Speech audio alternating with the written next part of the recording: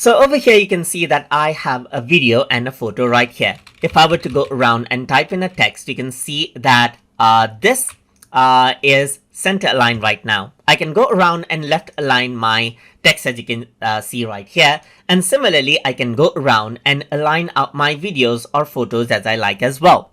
So to do that, if you were to go around over here, you can see for the video, you don't have the option popping up. You can go around and resize this out right here, just like this, click and drag it around.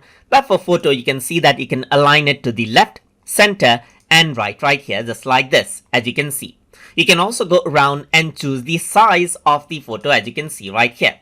For the video player, you can go around and resize out the player as you like right here and get the size you want. Same goes for the photos right here as well, just like this.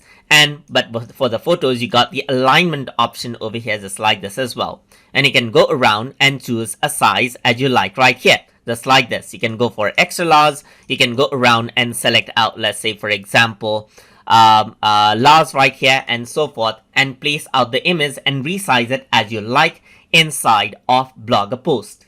So I hope you guys learned something as always.